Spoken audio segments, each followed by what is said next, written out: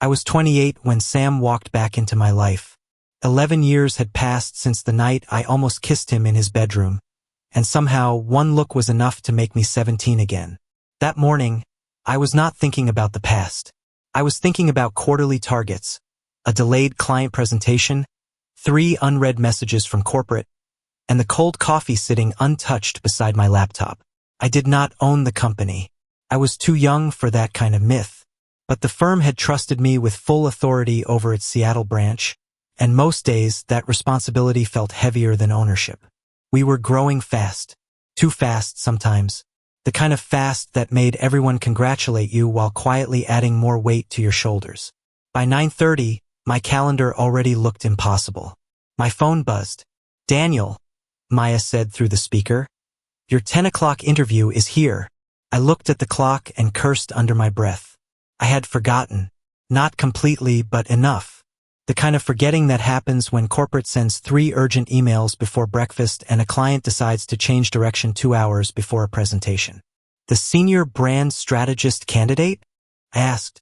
"Yes," Maya said. "The one I told you about yesterday. Strong portfolio. Sharp instincts.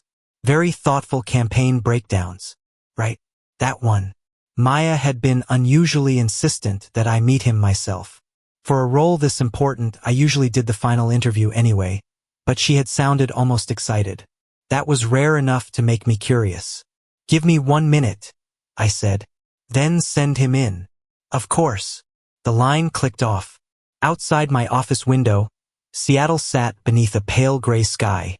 Rain threaded down the glass in thin, steady lines. Cars moved through wet streets below, their headlights blurred against the morning.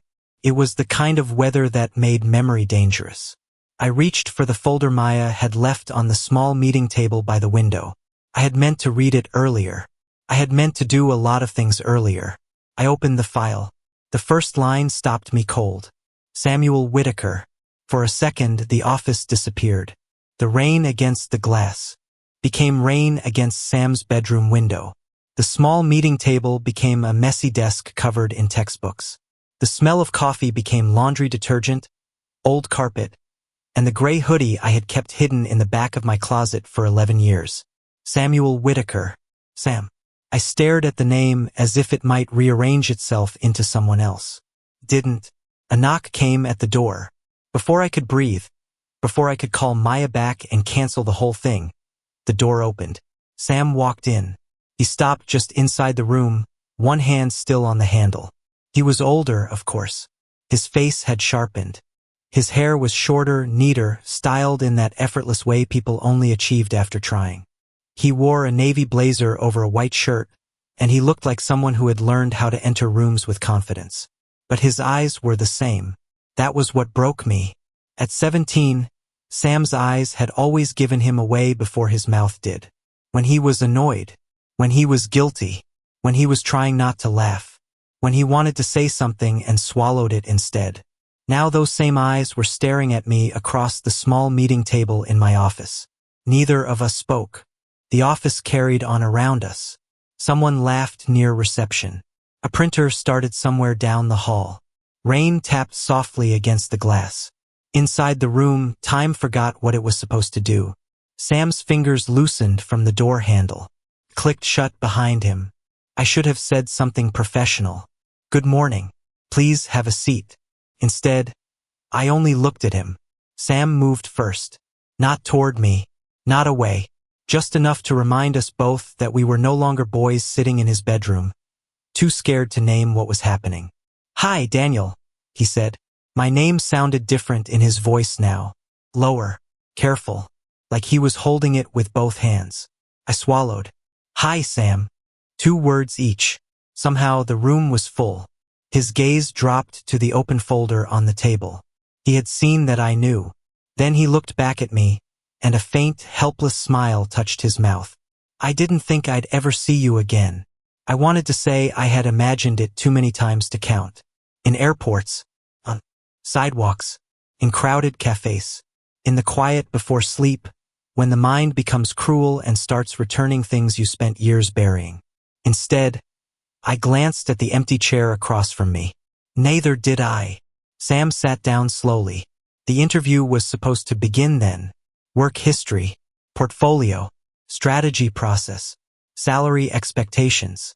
But as I looked at him sitting across from me, older and still somehow exactly the same, I knew there was only one place this conversation could go. Back, before Seattle, before this branch, before the silence, before Sam became the man across from me. He was 17 then, so was I, and I had just lost everything. Before Sam, there was Rain. That is how I remember the day my life split in half. Not the phone call, not the hospital hallway, not the woman from the county office speaking gently, as if softness could make certain words less sharp. Just rain. It had been falling for hours, thin and cold, tapping against every window like someone asking to be let in. I sat in a chair too hard for grieving and stared at my shoes while adults spoke above me. Accident. No survivors. Debts. Foreclosure. Temporary placement. Group home. Each word landed somewhere near me, but not inside me. I heard them the way you hear thunder from far away. You know it means something. You know you should react. But your body refuses to move. I was 17. Old enough to understand that my parents were gone. Not old enough to know what to do with the space they left behind. By the end of that week, our house no longer felt like ours. Strangers walked through rooms with clipboards. A man in a gray coat opened kitchen cabinets as if he were inspecting a rental property. My mother's mug still sat beside the sink. My father's work boots were by the back door, dried mud on the soles. Nobody touched those. Nobody knew what they meant. I packed my life into 2 duffel bags because that was all I could take right away. Clothes, a few notebooks, my father's old watch, a framed photo of my parents at a 4th of July barbecue, both of them laughing at something outside the picture. I remember standing in my bedroom, looking at the posters on the wall, the trophies. On my shelf, the guitar I had not picked up since the accident. I left all of it. When Mr. Whitaker arrived, I did not recognize him at first. He stood on the porch in a worn brown jacket, rain darkening his shoulders. He looked older than the photos my father had shown me, but his eyes were the same kind of steady. "Daniel," he said. Not kid, not son, not poor thing, just my name. That made it harder. He had been my father's best friend once. Army buddies first, then the kind of men who called each other brother without needing blood to prove it. I had met him a few times when I was younger at cookouts and holiday weekends, but he belonged to a version of my life that no longer existed. He spoke with the woman from the county, signed papers, answered questions, took responsibility in a room full of people who had been discussing me like a problem to be placed somewhere. Later, I learned he had applied for temporary guardianship through the county. At the time, all I understood was that he was the only adult who looked at me instead of around me. Then he turned back and said, "You're coming home with me." Home. I almost laughed, but he did not say it like charity. He said it like a promise my father had left behind. The drive to the Whitaker's house was quiet. Rain blurred the windshield. Mr. Whitaker kept both hands on the wheel, giving me silence instead of questions. I was grateful for that.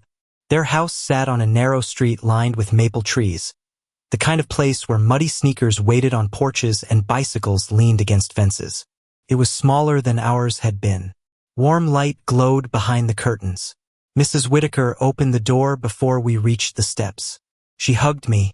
I stood stiff in her arms, my duffel bag still hanging from one shoulder, unsure what to do with kindness that arrived without warning. "You must be exhausted," she said. "Come in, sweetheart." Sweetheart. The word nearly undid me. Then I saw Sam. He stood at the foot of the stairs, one hand on the banister, wearing a faded school hoodie and an expression he tried very hard to hide. He was handsome in that effortless way popular boys are before they realize people are watching. Messy brown hair, clear eyes, a face made for easy smiles. He was not smiling then. His gaze moved from me to my bags, then toward the hallway behind him. His room, I guessed. Our room, apparently. Mr. Whitaker cleared his throat. "Sam, this is Daniel. He'll be staying with us." Sam nodded. "Hey," he said. "Hey," I answered. Nothing rude. Nothing warm. Just enough. Mrs. Whitaker showed me upstairs. Sam followed behind us without a word. His room was at the end of the hall, small but lived in. A baseball cap on the desk. Textbooks stacked badly. A half-open drawer. Posters on the wall. A life spread everywhere, careless because it had always had the right to be there. A second mattress had been placed on the floor near the window. Fresh sheets. Folded blanket. A pillow that still held the shape from the packaging. Mrs. Whitaker touched my shoulder. "We'll make it better soon. This is just for now." I nodded because nodding was easier than speaking. After she left, Sam stood by his desk, hands in his pockets. "You can use that side," he said, pointing toward the window. "Closet's kind of full, but I'll move some stuff." "Thanks." He glanced at me, then away. I could feel how much he did not want me there. And the worst part was I understood. At 17, a bedroom is not just a room. It is the one place where the world is supposed to knock before entering. I had entered without knocking. That first night, Sam turned off the lamp and climbed into his bed. I lay on the mattress below the window, listening to the rain tap the glass beside my head. Neither of us said good night. I stared into the dark, holding my father's watch in my fist. Across the room, Sam shifted under his blanket. I told myself I would stay small, quiet, temporary. I would take up as little space as possible. I did not know then that Sam Whitaker would become the first place I ever wanted to stay. At school, I learned how quickly a person could become a roomer.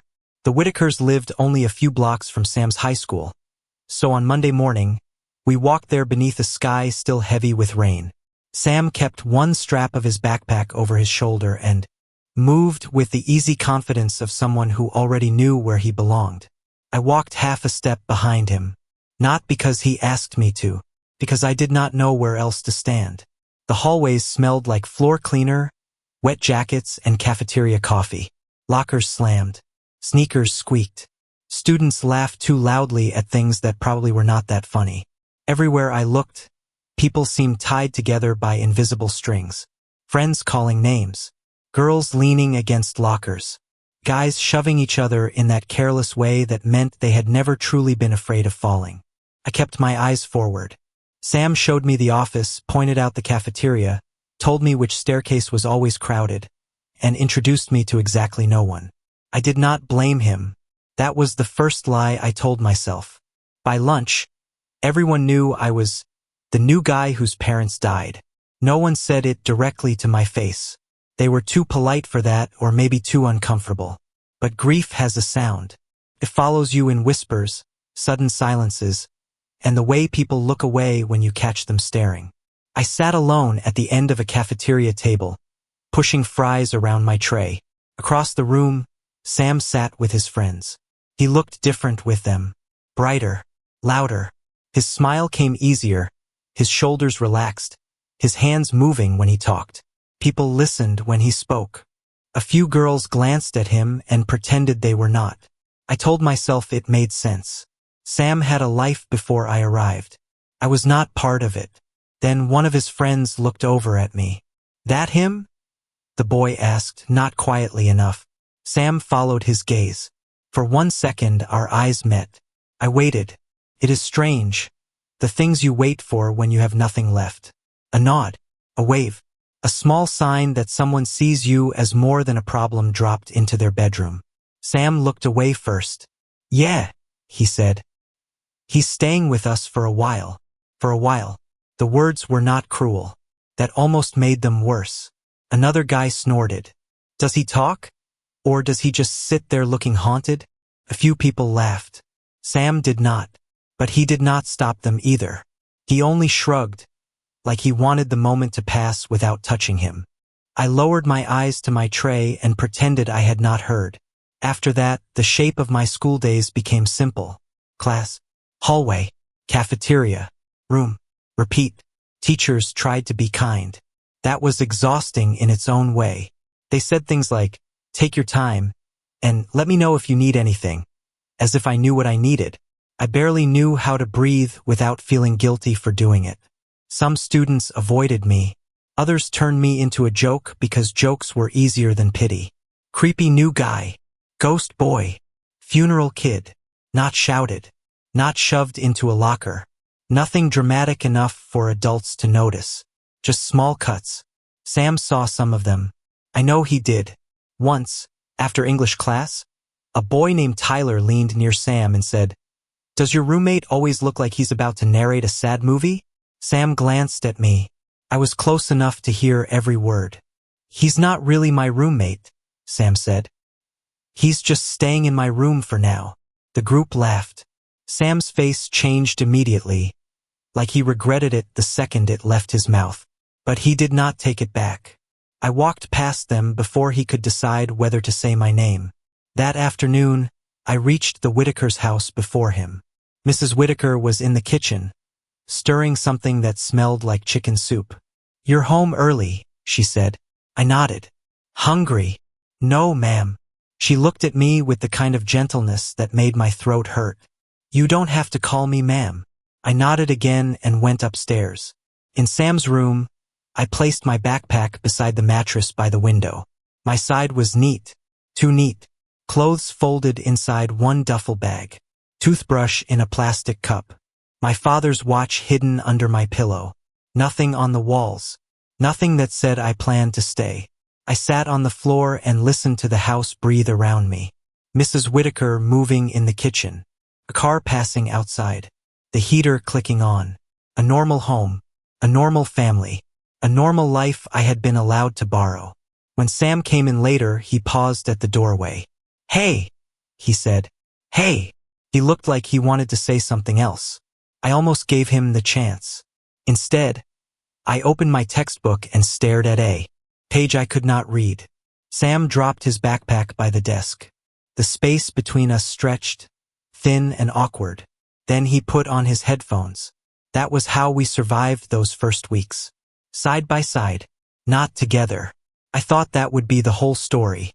Then one night, Sam came home earlier than I expected, and I was too tired to hide the fact that I was crying. I had gotten good at crying quietly. That was one of the first skills grief taught me. How to press my face into a pillow. How to breathe through my mouth. How to swallow sound until it turned into pressure behind my ribs. But that night I failed. Sam was supposed to be out late. His friends had pulled him into someone's garage to play video games, eat cheap pizza, and pretend senior year was going to last forever. I had counted on the room being empty until at least 10. By 8:30, I was sitting on the floor beside my mattress with my father's watch in one hand and my mother's old cardigan in the other. Mrs. Whitaker had washed it for me that afternoon. She probably thought she was helping. She was. That was the problem. The cardigan smelled clean now. Lavender detergent. Warm fabric. Nothing like my mother. I pressed it against my face anyway, searching for something that was no longer there, and the sound came out before I could stop it. Small at first, then broken, then ugly enough that I covered my mouth with my sleeve. I did not hear Sam come in. The door opened, and suddenly he was standing there with damp hair, a hoodie half-zipped, and one hand still on the knob.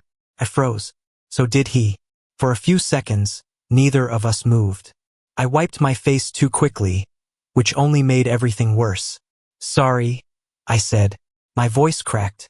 I hated that. "I thought you'd be out longer." Sam stepped inside slowly and shut the door behind him. "I can go." I shook my head, staring at the floor. "No, it's your room." The words landed harder than I meant them to. Sam did not answer right away. He dropped his keys on the desk, but not with his usual careless toss. He set them down softly, as if loud sounds might make me disappear. Then he sat on the carpet beside me, not on his bed, not at his desk, beside me, close enough that his shoulder almost touched mine, but not quite. For a while he said nothing. That should have made me uncomfortable. Instead, it made breathing a little easier. Everyone else had been filling the air around me with careful questions. "How are you holding up? Do you need anything? Are you settling in?" Sam gave me silence. Somehow it felt less lonely than words. Finally, he looked at the cardigan in my hands. "Was that hers?" I nodded. "My mom's." Sam's face changed. Not pity. Something quieter. I'm sorry. People had said that to me so many times it had started to feel like background noise. But from Sam it sounded different. Awkward. Honest. Like he knew it was not enough and said it anyway. I laughed once, without humor. She used to wear it every morning. Even in summer. My dad always said she was part lizard because she was cold all the time. Sam smiled faintly. I looked at the watch in my palm. This was his. He used to tap it whenever I was late for anything. Practice. School. Dinner. My throat tightened. I was late a lot. Sam leaned back against the bed frame. I'm late to everything. Yeah, I said before I could stop myself. I noticed. That surprised a laugh out of him. A real one. It should not have mattered. It did. Then the room settled again, but softer this time. I do not know why I kept talking. Maybe because Sam was not looking at me like I was fragile glass. Maybe because he had caught me at my lowest and had not run away. I don't know what I'm supposed to do now, I admitted. Sam turned his head. With what? With anything. I stared at the watch until the numbers blurred. School. This house. Your family. Me being here. I swallowed. I hear what people say. I know I'm weird now. Sam's jaw tightened. You're not weird. I gave him a look. He glanced away, guilty enough that I knew he remembered the cafeteria. The hallway. The jokes he had let pass because stopping them would have cost him something. I should have said something, he muttered. I did not answer. He rubbed both hands over his face. I'm sorry, Daniel. There it was. Again. Sorry. But this time I wanted to believe it. I don't want to be a problem, I said. You're not. You didn't want me here. Sam went still. It was the first cruel thing I had said to him, and even then, it came out too tired to hurt properly. He stared at the carpet between us. No, he said at last. I didn't. I looked away. But that was before I understood. Understood what? Sam's voice dropped. That you weren't taking my room from me. You lost yours. The words were so simple that they went straight through me. My grip tightened around the watch. I tried to blink fast enough to stop another tear from falling, but it slipped down anyway. Sam saw it. This time he did not freeze. He moved closer, carefully, like he was asking without words. When I did not pull away, he lifted one arm and wrapped it around my shoulders. The first touch made my whole body tense. I had not been held like that since the funeral. Then something inside me gave way. I leaned into him. Not much at first. Just enough to let my shoulder rest against his chest. His hoodie smelled like rain and pizza and the cheap cologne boys wore when they wanted someone to notice them. It should not have comforted me. It did. Sam's hand settled between my shoulder blades. Clumsy. Warm. Steady. I'm here, he said. That was all. No grand promise. No speech about things getting better. Just 2 words. I'm here. I closed my eyes. For the first time in weeks, I believed someone might stay. We ended up on the floor, side by side, talking until the house went quiet below us. I told him small things about my parents. He told me stupid stories about middle school, about breaking a neighbor's window with a baseball, about how his mother still brought it up whenever she wanted to humble him. At some point, I laughed. The sound felt rusty. Sam looked at me like he had discovered something. Later, I must have fallen asleep with my head near his shoulder, because when I woke for a second, the lamp was off, and a blanket had been pulled over me. Sam was still there, sitting against the bed, asleep too. His hand rested loosely near mine on the carpet, close enough that our fingers almost touched. I did not move away. I just lay there in the dark, listening to him breathe, and felt the smallest, most dangerous thing begin inside me. Hope. The next morning, Sam waited for me by the front door. He pretended it was nothing.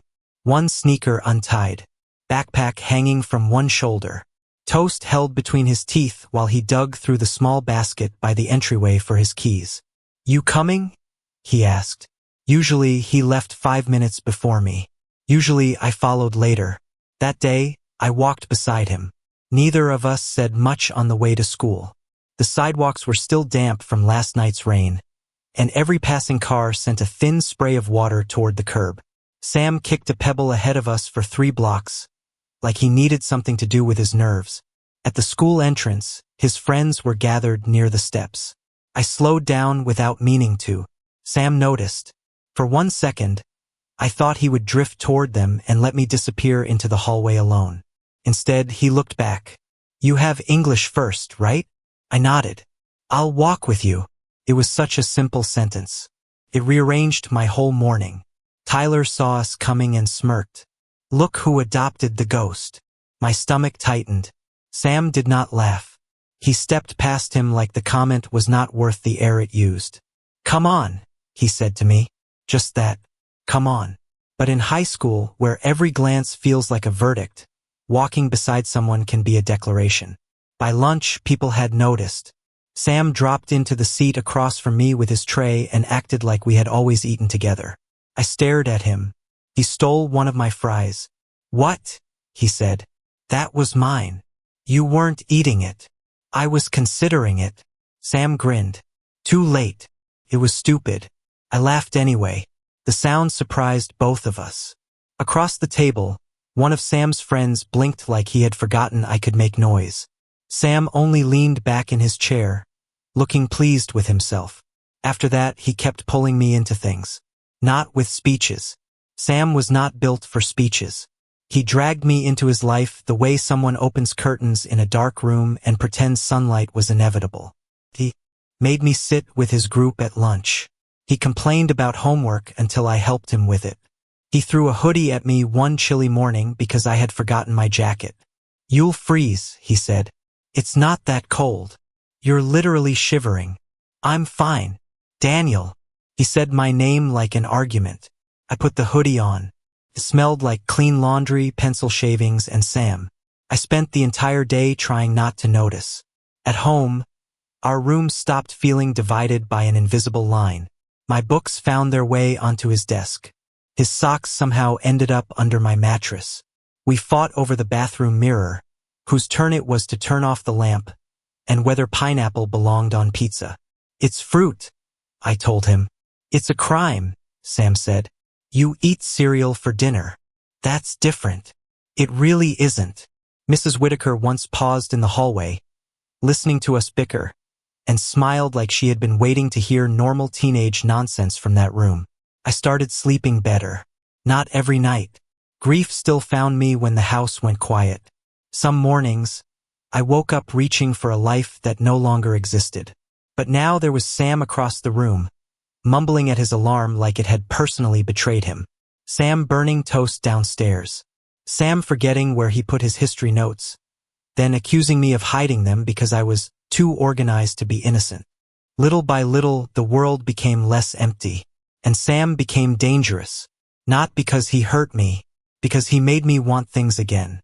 I noticed details I had no business keeping. The way his hair stuck up on one side when he woke. The way he bit the inside of his cheek when he was concentrating. The way his laugh changed when it was real.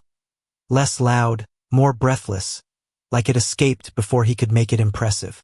Once, in the cafeteria, someone made a joke so dumb that Sam nearly choked on his milk. I laughed so hard I had to cover my face. When I looked up, he was watching me. Not the way people watched the sad new kid. Not carefully. Not with pity. Just watching. His smile faded a little, but not in a bad way. More like he had stumbled into a thought he did not know how to finish. Then, Tyler dropped into the seat beside him, and Sam looked away. I spent the rest of lunch pretending my chest did not feel strange. By spring, I was no longer ghost boy to most people. I was Daniel, still quiet, but not invisible. Teachers called on me again. Sam's friends stopped whispering when I sat down.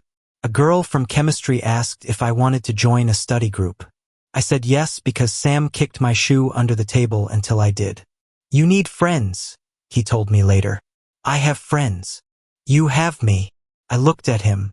He looked back, then cleared his throat. "I mean, yeah, obviously, but other people too." "Obviously," I said. His ears turned red.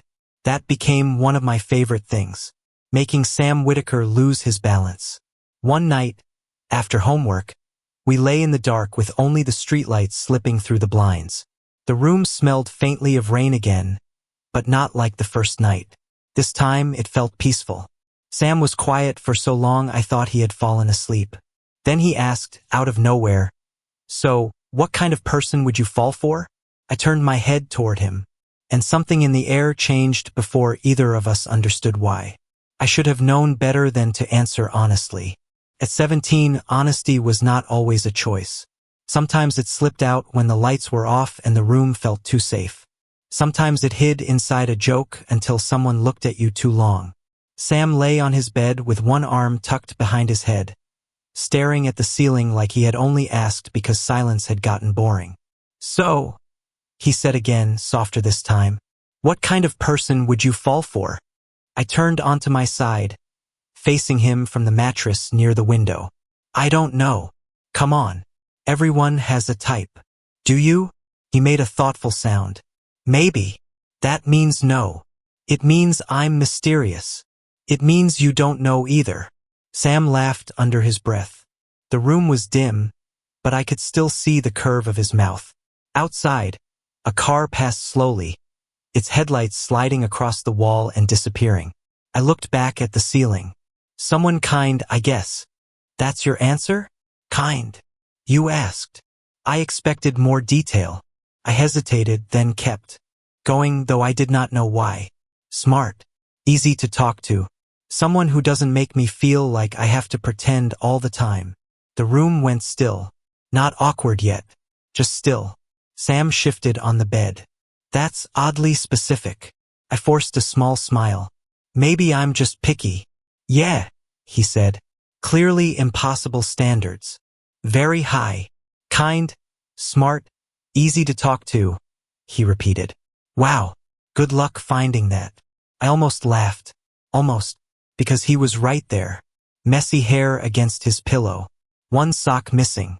History textbook still open on his blanket even though he had stopped pretending to study 20 minutes ago.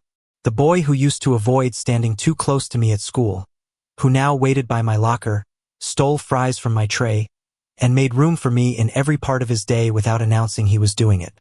Kind. Smart, though he tried to hide it behind jokes. Easy to talk to, especially when the lights were off.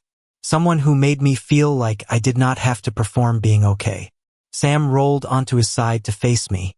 "What about someone like me?" He said it lightly, too lightly, like a dare dressed as a joke. My heartbeat stumbled. For a second, I forgot how words worked. Then I did what 17-year-old boys do when they are standing at the edge of something terrifying. I pretended not to see the edge. "Of course," I said. Sam smiled, but it was slower than usual. "Really?" There was something in his voice that changed the shape of the room. He was not laughing now. Neither was I. Still, my mouth moved before I could protect myself. "Really?" The word stayed between us. I heard the heater click on. The faint hum of traffic outside. Sam's breathing. My own suddenly uneven.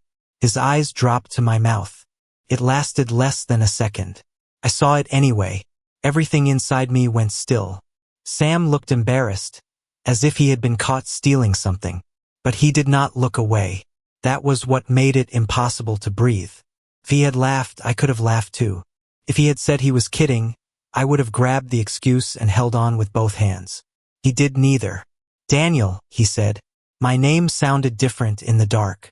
I sat up without meaning to. Sam did too, slowly, like sudden movement might break whatever had formed between us. We were close now, not touching, not yet. I could see the small crease between his brows, the uncertainty in his face, the question he was too afraid to ask. I had the same question. What are we doing? But another part of me already knew. The part that noticed his smile before anyone else's. The part that felt safer when he was in the room. The part that had started saving stories during the day because Sam was the first person I wanted to tell at night.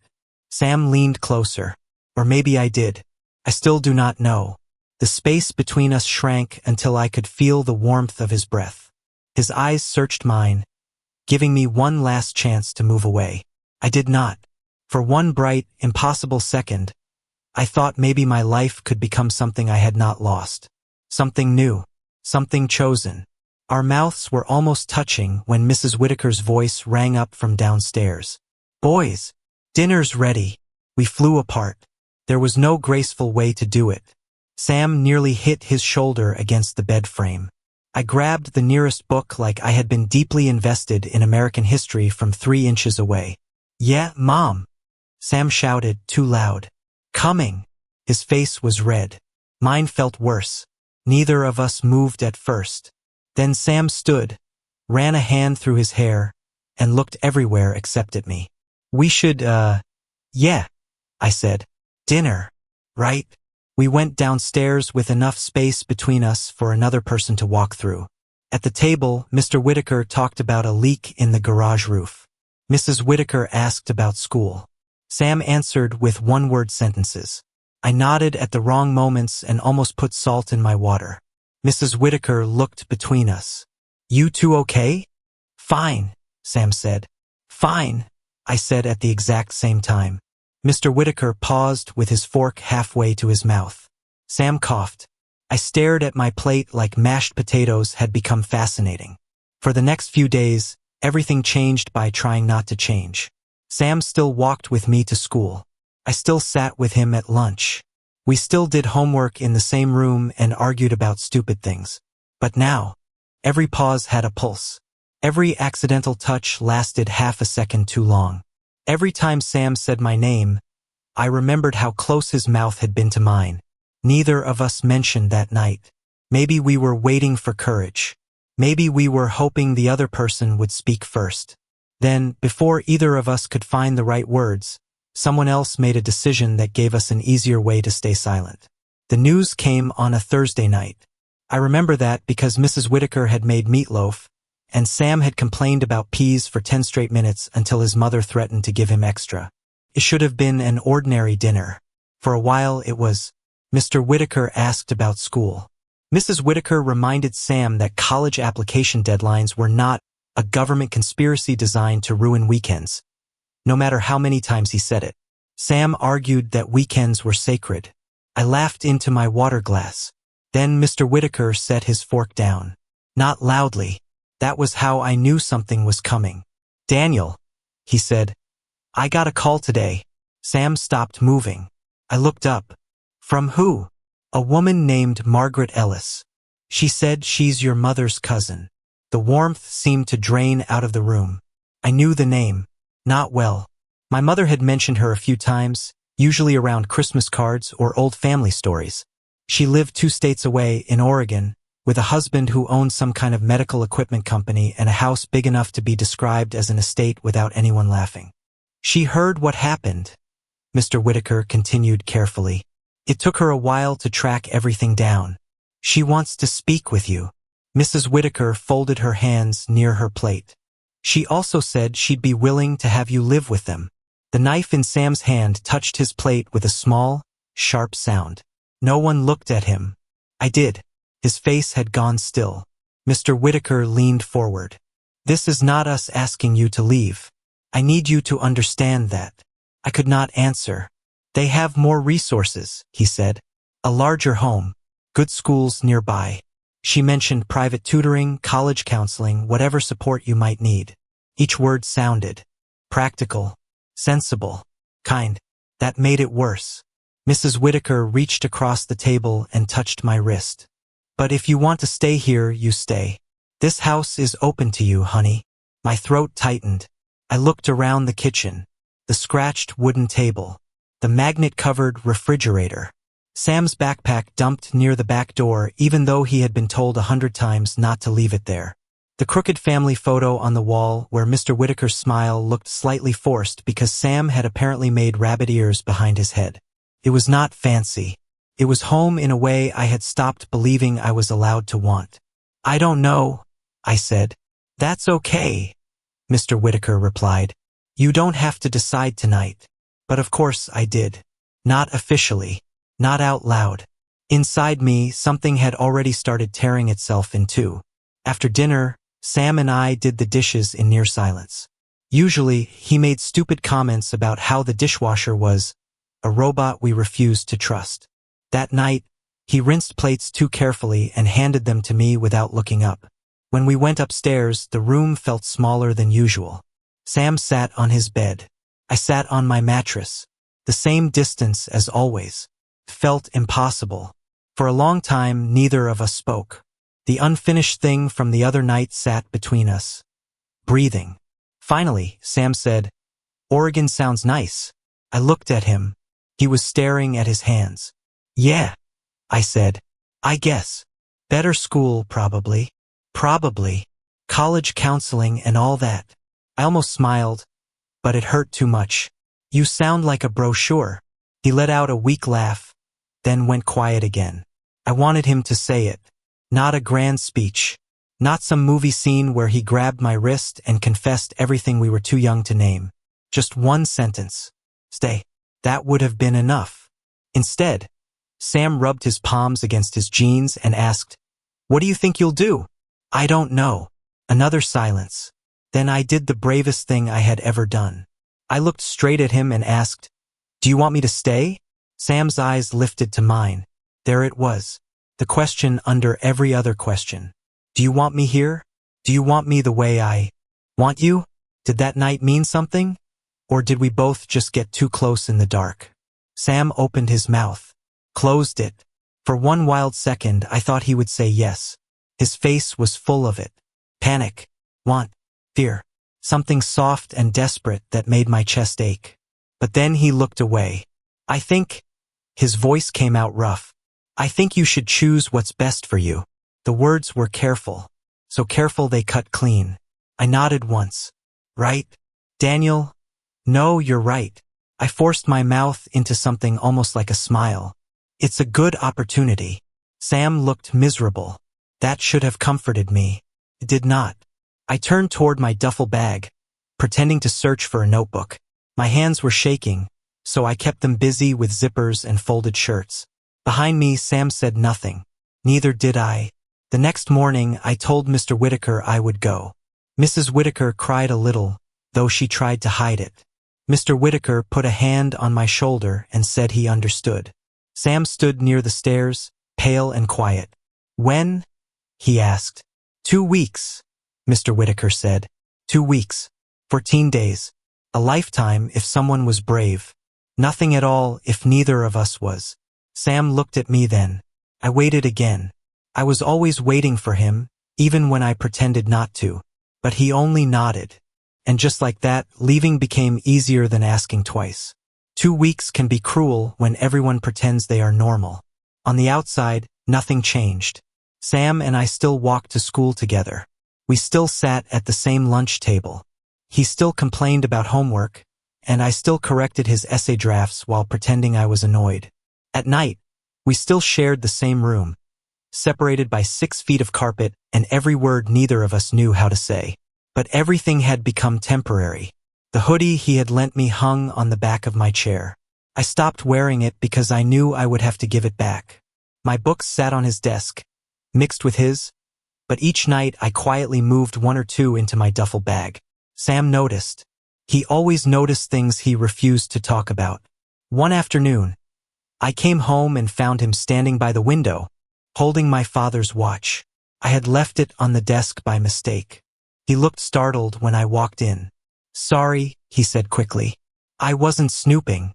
"I know." He placed it down with more care than necessary. "Does it still work?" "Sometimes." Sam gave a small smile.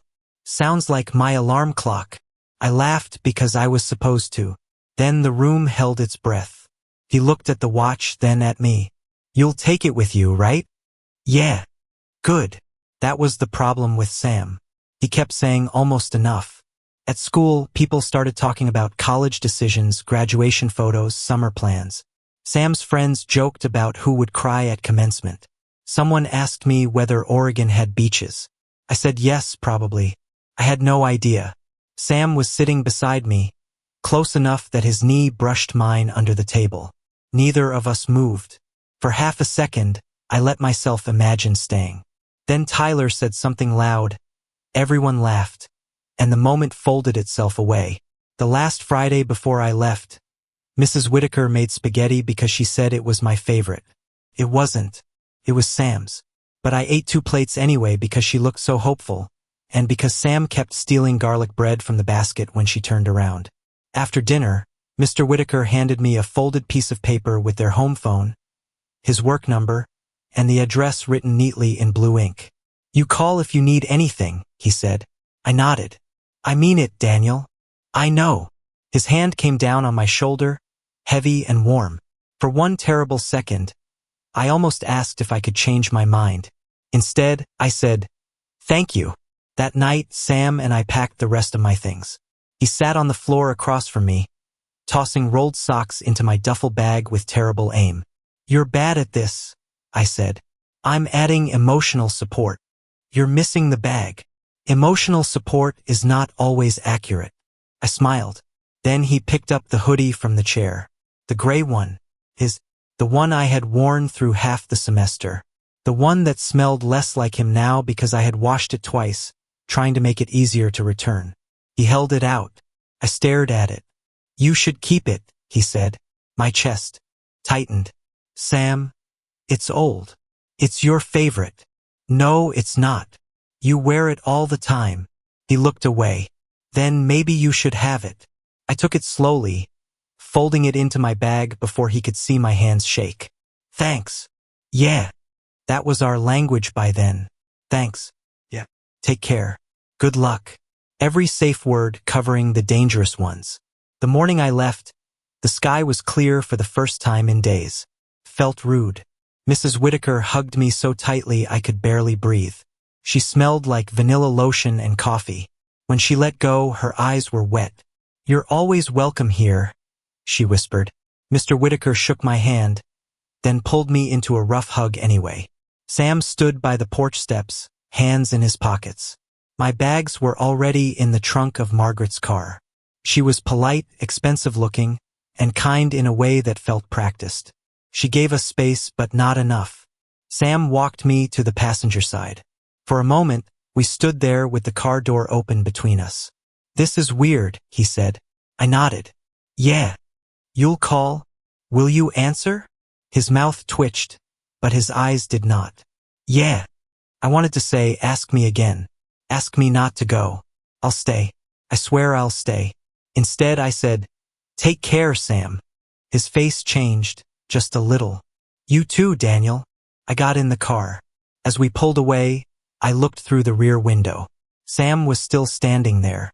I waited for him to move, to run, to lift his hand, to do anything that would make leaving impossible. He did not. He only stood in front of the small house that had almost become mine, getting smaller and smaller until the street turned and he disappeared. For the first few weeks, we called often. Short calls, careful ones. "How's Oregon?" "Green." "That's your whole review?" "It has trees." "Wow. Deep." Sometimes we laughed. Sometimes we almost said something real, then stepped around it. Texts came next, then fewer calls. Then college applications, final exams, new routines, distance. Life kept handing us excuses, and we accepted them like cowards.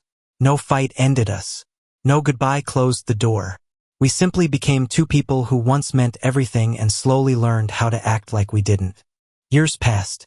I studied, worked, climbed the ladder, accepted every responsibility handed to me until my days became too crowded for memory to sit comfortably. But some nights, when exhaustion made me honest, I still saw Sam standing by that car.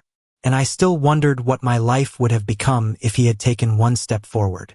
For a long moment, neither of us remembered the interview. The resume still sat between us on the small meeting table in my office. My notes were open beside it, full of questions I no longer cared about. Beyond the closed door, people moved through the branch with laptops and coffee cups, unaware that the boy I had spent 11 years trying not to miss was sitting 3 feet away from me. Sam looked at the folder, then at me. "I guess this is the strangest interview I've ever had." I almost laughed. Almost. "You're still trying to make jokes when you're nervous." His eyes softened. "You remember that?" "I remember too much." The room went quiet. Sam looked older now, of course. There were faint lines at the corners of his eyes, and his hands were broader than they had been at 17. But when he lowered his gaze, I saw the same boy who had stood by that car with his hands in his pockets, letting me leave. "I never forgot you," he said. My chest tightened. For years, I had imagined hearing those words. I thought they would feel like relief. Instead, they hurt. "Really?" I asked. "Then why didn't you ask me to stay?" Sam closed his eyes for half a second.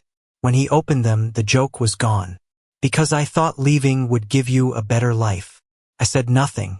"Because I was 17 and scared," he continued. "Because I didn't understand what I was feeling. Because I didn't know I was allowed to want you to stay." The words slipped into the space between us, quiet and unsteady. I looked down at my hands. "I waited for you to call," I said. "For days. Then weeks. Then years." Sam's breath caught. "I waited too," he whispered. "But after letting you leave, I didn't think I had the right to ask you to come back." That was the sentence that broke something in me. Not loudly, not dramatically, just enough. For 11 years I had thought our silence meant absence. That he had moved on because he had wanted me gone. That I had been the only one carrying a room, a question, an almost kiss, and a gray hoodie folded in the back of a closet. But Sam had been carrying it too, just differently. "I kept hoping you'd call first," he said, voice rough. "And every time you didn't, I told myself you were happier without me." A small, painful laugh left me. "I wasn't." His eyes lifted. "I filled every hour I could," I said. "College, internships, work, promotions, this branch. I became very good at being busy." Sam gave me a sad smile. "Did it work?" No, the honesty startled both of us. Then I looked at the resume between us and slowly closed the folder. Sam blinked. "What are you doing?" "Admitting something." "What?" "That this stopped being an interview the moment you walked in." His mouth twitched, but his eyes stayed careful. "I don't think it ever really started," he said. I stood, and he stood too, slower, like the air had turned delicate around us. "There was something we never finished," I said. His eyebrows drew together. "Unfinished." I walked around the table, giving him every chance to step back. He did not. "That night," I said. "In your room." The memory reached him. I saw it happen. His lips parted slightly. His eyes dropped to my mouth, just as they had all those years ago. Only this time, no one called us down to dinner. I stopped in front of him. "We're not 17 anymore," Sam said, barely above a whisper. "No," I answered. "So I'm not going to pretend I don't know what I want." For a second, all I heard was the rain against the glass. Then Sam closed the distance. The kiss was not rushed. It was not the desperate collision I had imagined when I was younger. It was slower than that, warmer. A question answered after too many years of being left open. Sam's hand touched my jaw. Mine found the front of his blazer. And the office, the rain, the lost years, all of it fell quiet. When we pulled apart, Sam rested his forehead against mine. "This time," he whispered, "don't leave." I smiled, though my throat burned. "I won't." His fingers tightened lightly against my sleeve. "Promise." I looked at him, really looked at him. The boy who had made me laugh when I thought I had forgotten how. The boy who had let me go because he thought love meant stepping aside. The man who had somehow found his way back into my life through a resume I had almost not opened. "Not again," I said. "Never again." Sam closed his eyes, and this time I was the one who stayed. For a few seconds, neither of us moved. Then Sam let out a breathless laugh. Not politely, not carefully. A real laugh, bright and disbelieving, the kind I had missed for 11 years. "What?" I asked. He shook his head, still smiling. "Nothing. I just remembered your mom calling us down for dinner." I laughed then, too, because he was right. At 17, the world had interrupted us before we were brave enough to choose each other. This time, there was no voice from downstairs, no sudden escape, no excuse to step away. Only us, older, still nervous, but finally honest. Sam looked at me with a softness that made the years between us feel less like a wall and more like a road we had somehow both survived. "You really are Daniel," he said. I raised an eyebrow. Who else would I be? The Daniel I heard about before coming in sounded terrifyingly professional. I am. Really? Usually. His smile softened. I stepped back just enough to pick up his resume again. But you're still going to have to do the interview. Sam blinked. Seriously? Very seriously. I run this branch, Sam. I don't hand out jobs because of unfinished kisses. His laugh came again, smaller this time but warmer. Good. I sat down and tried to look composed, though my hands were not quite steady. Sam returned to the chair across from me. This time, he did not look like someone about to run. I glanced at his resume, then at him. Now, I said, trying and failing not to smile. Tell me why you're the right person for this position. Sam leaned forward. And for the first time in 11 years, he stayed.